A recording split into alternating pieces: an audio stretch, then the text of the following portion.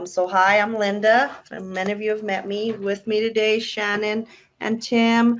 Lori is with us, but she's helping somebody on the phone right now.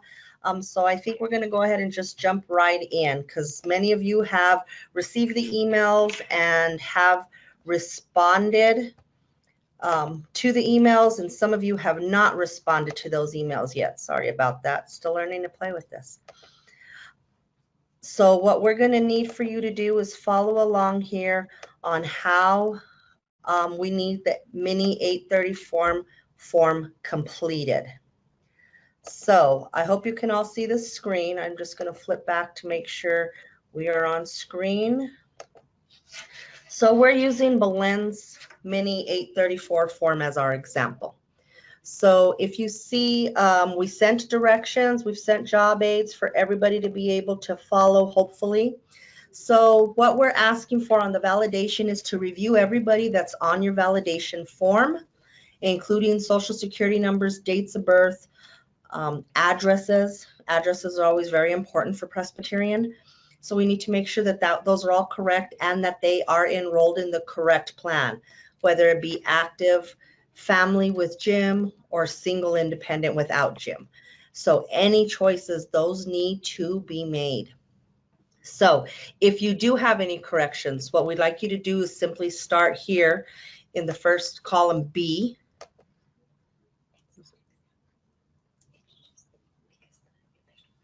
Okay, I'm sorry. That's right. This is not, because we're on a Chromebook, we're unable to actually fill in the boxes. So the first box, you're going to hit the drop down. Your only choice is AC active because those are all the current employees that we are validating.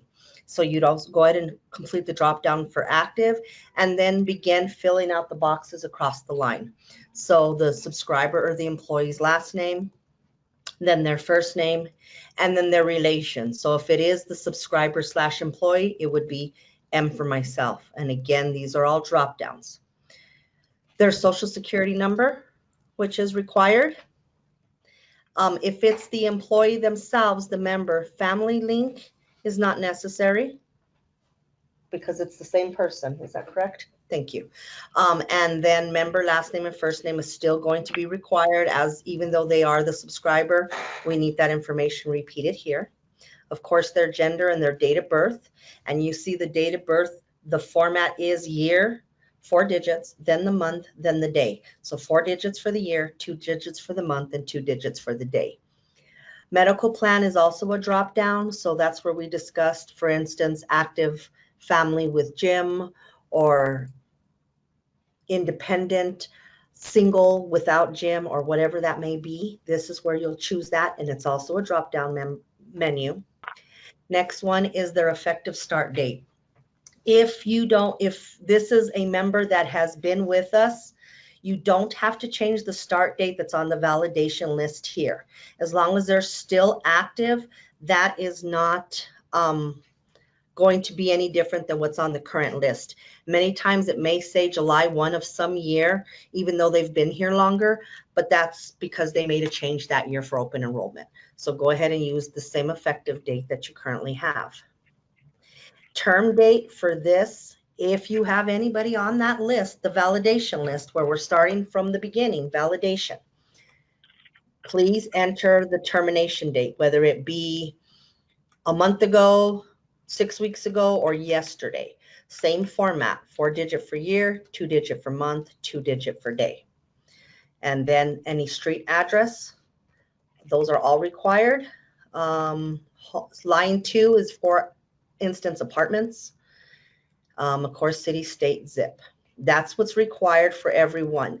Now, if on your validation list you have 80 people and there's only 2 that are incorrect, all we need is the 2 that are incorrect. This is for validation only. So since I've talked quite a bit, I want to know if anybody has any questions. You can type in your questions, or if you have audio, you can talk. If you don't have that ability, just write your questions down and you can send us an email and we will respond. Are there any questions currently? Hi, Linda. This is Debbie from Skafka. I have a question regarding address. So say you have a the address is incorrect, like so that the address has changed for a member, do you have to include each person under that member's plan, or just the member and the address change and it'll be applied to everybody? You have to update each one because Presbyterian wants each one updated. And sometimes, you know, people have their kids that lives with mom and they're the employee. So sometimes the dependents do have different addresses. So we can just verify that the addresses are correct. Again, this is information that is required by Presbyterian more than it is for us to make sure the cards, any mailings that Presbyterian sends out. Okay, got it. Thank you. And any other questions? Hi, everybody. This is Tim. I know that each of you are at various stages of working through this process with us, and I just want to make sure that there isn't anybody who's a little behind on why we're doing this and what are we doing.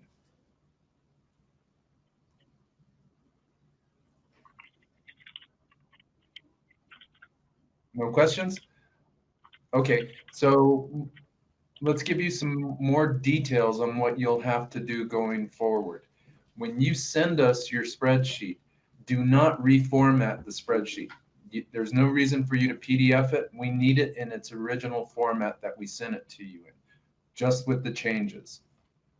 In addition to that, we'll need you to go ahead and send us your updates on a weekly basis. We will update Presbyterian on a weekly basis. How do we know you received our updates?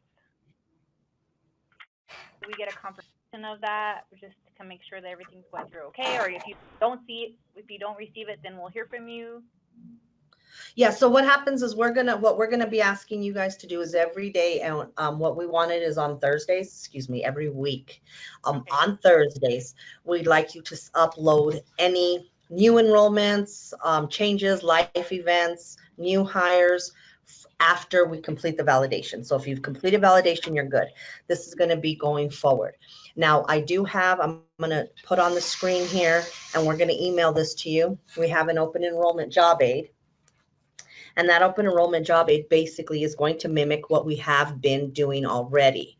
Just this is going to be for specifically open enrollment. So again, we'll be sending you this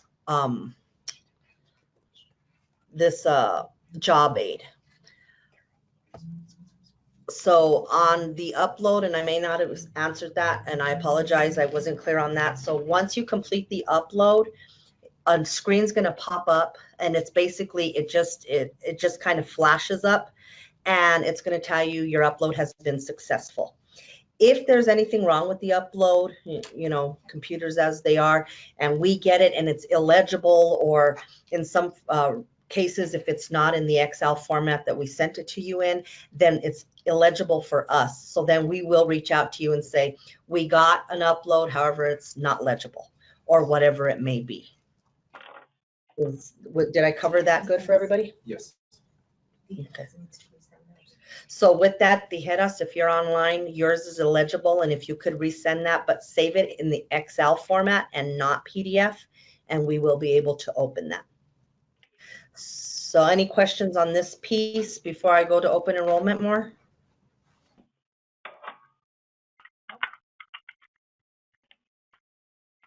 Okay, I'm guessing no, so I hope we're good.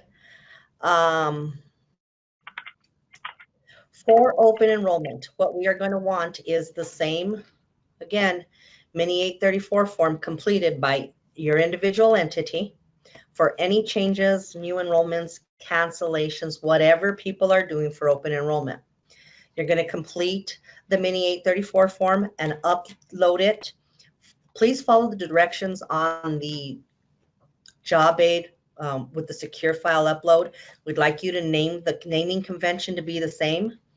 And it is on your job aid, but for all of you, many of you, it's Village of Tijeras, Town of Bernalillo. Just to shorten it, it'll be just Bernalillo or Tijeras or Corrales or whatever it may be. MRGCD works fine. If you give us your whole name, we'll be lost. So make sure and just use the naming convention we provided on the job aid.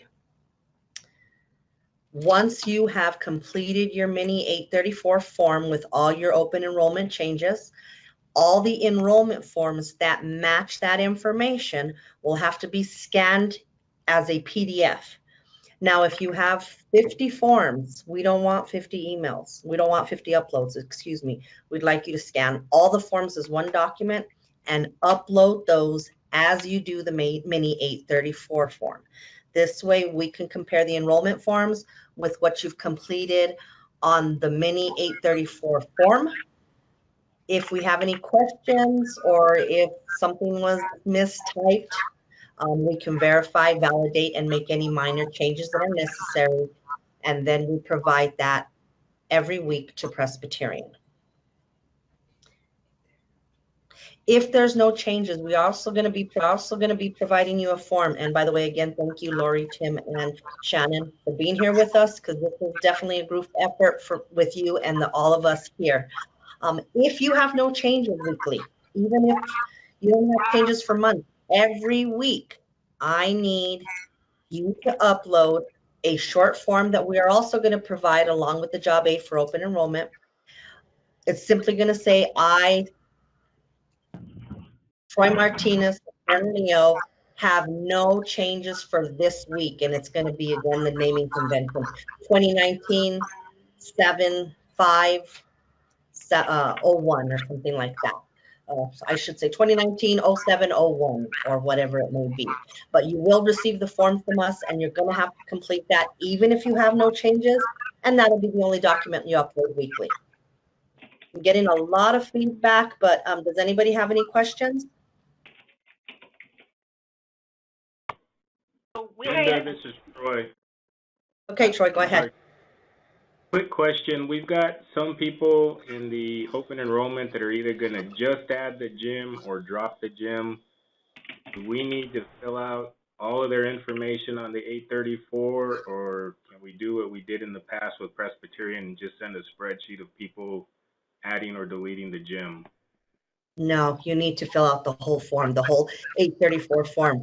What we've discovered, the Presbyterian information, a lot of it, as you guys saw, was incomplete because they were filling out from the forms, and if an employee forgot a digit or something was illegible, it wasn't necessarily accurate. So that's why we need the 834 form completed, even for something as minor as adding the gym.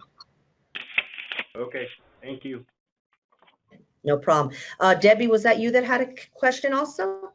I just wanted to clarify, so we'll get a new form from you each week that we're going to make changes on or say no changes and send that back? It's not, we don't just keep using the same one that we already have and, you know, delete information or add information, whatever needs to be done? Hold on. Lori's going to answer that question for you. Go ahead. Hi, everybody. I'm Lori. There was an email sent out by Linda earlier this month that has the Mini834 form, that's the blank form. That is the form that you're going to need to use to send us any changes. If you do not have changes, we will be sending out a new form that you have to fill out every week if you don't have changes. Does that answer the question? So to assist with that question, you will retain a master form. You can keep it in your email, as Lori said, we sent you the email, or you can save it on your desktop as the master file. When you complete each form, you're going to save it with the naming convention that we've given you on the job aid. So that way you will have a history of your submissions, we'll have a history of your submissions, and you'll have a master file that you can use each week. Does that help? Yes, that definitely helps. And then following up to that, as far as the open enrollment, we use that same master Mini834? That's correct. Okay. That's correct. That form will not change on you unless we send you a new email message simplifying it. constantly, and Shannon should be commended, we're constantly trying to simplify this process for both yourselves and for us. Now, to kind of give you a little understanding, the Mini834 form is what we've narrowed it down to 4 entities. The actual form that we're sending to Presbyterian is at least 2 times, if not more, bigger than the current spreadsheet. So we have really narrowed it down, and I know it seems like a lot, but in comparison to what we finish in the background, it's pretty minimal. We tried to make it as minimal for you guys because we don't want you to be data entry clerks, as we don't either. So we did try and minimize it, but we will continue to tweak and try and make the process better, smoother, faster for all of us.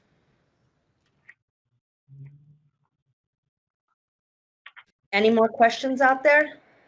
I have a question. This is Katrina. Hey, Katrina.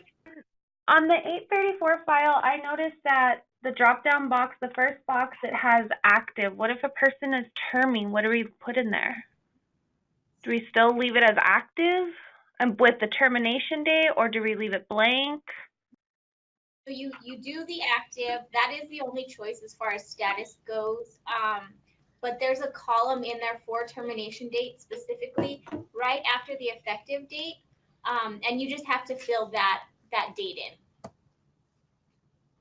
Okay. It's column AJ. So you would do active even though they're not active. The reason that we have you insert that information is because in the background, in some of those hidden fields that you don't see, that is actually triggering some formulas to calculate and fill in other information. Got it. I'm sorry, I'm not driving very well here. Yeah, that's another thing that Shannon has done to help simplify the process, is to help auto-populate the form with information in the background. And Presbyterian's form that originated this process for us had multiple options for type of employee, including retirees and COBRA members and all sorts of stuff that we don't need and you don't need to complete. So we went with just some simple drop downs. One other question. What if a person is just changing their address? So we'll put all their information, put the original effective date. I mean, I don't want it, and all the info is the same. It's just their address is changing. Is that what you want? It's the date they changed their address. Yeah. So in response, you would put the effective date as the date of the address change. Okay. So, okay. Got it. Thank you. You're welcome. Any other questions from anybody? Anything we can do to help? Again, we know this process is very short messaged and very short time frame. You all are working as quickly as we are, so again, we're sorry for the shortness, but if we can get through the validation, and for those of you that haven't, and then we next week start collecting the open enrollment, we should be ready to go to just move forward with any changes after that. And we will be scheduling a training probably in June, probably in July, for any ongoing and any questions and any suggestions for improvement. We're open to suggestions because, again, we know this isn't our full-time job, all of us, but it is now a big part for the next month or two at least. Unless you all have any more, go ahead. I just have one follow-up question. Based on the discussion today, I see some errors that I made in my submission. Should I just go ahead and correct that and submit it again? Absolutely. Yes, please. Awesome. Thank you. Thank you. Are there any other questions? Yes, can you see that there's a couple of questions in the chat field? Hold on. Right here? Oh, sorry, I'm a little new to this. My bad. I apologize. Okay, thank you. So Danielle, will you clarify that we are only sending Presbyterian information and we need to contact separate vendors directly? Yes, that is correct. We are self-insured for medical only. So therefore, we are not taking enrollment for dental, for vision, or anything else. You will work directly with the vendors as you have in the past for any of those changes. Thank you. If I could add on to that, you all received an email message from Davis Vision last week, instructing you to fill out another form that is even more complex than the form that we sent you. Hopefully you received a second email saying hold off on that activity for now. Davis Vision is our new vision carrier, and they are replacing VSP. They need your enrollment information as well as we do. However, the project manager for the implementation for Davis Vision did not know that we were already working with you on obtaining this information for medical, and they did not know that we had access to your current enrollment through VSP, through the VSP portal. So the project manager for the Davis Vision implementation is working to gather that information without your assistance, and may be reaching out to you to validate your current enrollment or to update addresses if necessary. You'll receive further instruction on Davis Vision either later this week or early part of next week. Okay, next question. So we need to upload enrollment change forms after sending the Excel spreadsheet each week or only for open enrollment? So the question is yes, or the answer is yes. We needed the enrollment change forms for open enrollment, and then we need them ongoing each week on the spreadsheet with the open enrollment form. That's our way of validating information and then providing it to press. So you guys are step one, entering it, providing the form. We are step two, validating, verifying everything, and then we will then transmit that information to press. So yes, we will need either the enrollment form, or if you have no changes for the week, the form we send you indicating no changes. Any other questions?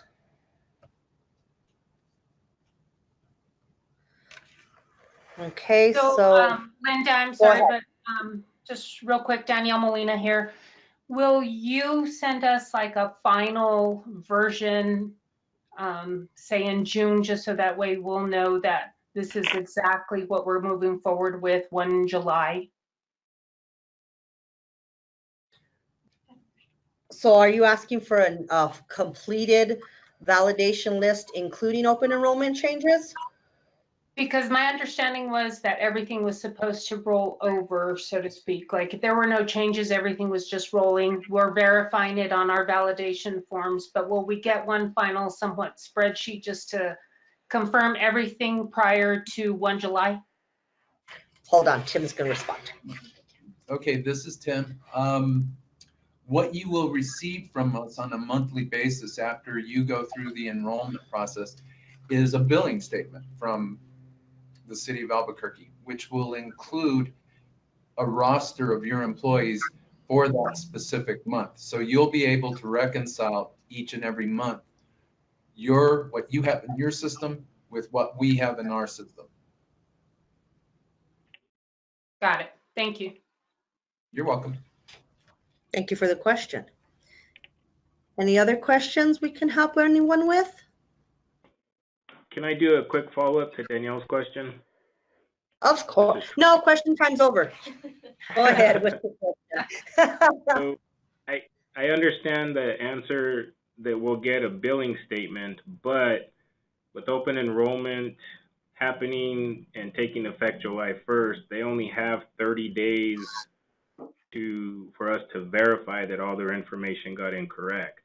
If that billing statement comes late and something is incorrect, are we able to correct them and they'll still be able to get their benefits if it's beyond that 31 days? Yes, we recognize that this is a new process for you, for us, and we will be very liberal in the application of enrollment errors. So what will happen is in the middle of June, around the 15th through the 18th, somewhere in there, we will generate your July bill. So you'll have your roster of employees long before the July effective date. And if there are errors, we can certainly remedy those errors in July. Okay, thank you. You're welcome. Any other questions, concerns, suggestions? Anything we can do to help? I have a quick question for Tijeras. Darlene, do you want me to add you as a secondary backup to Diane? I don't believe so, thank you.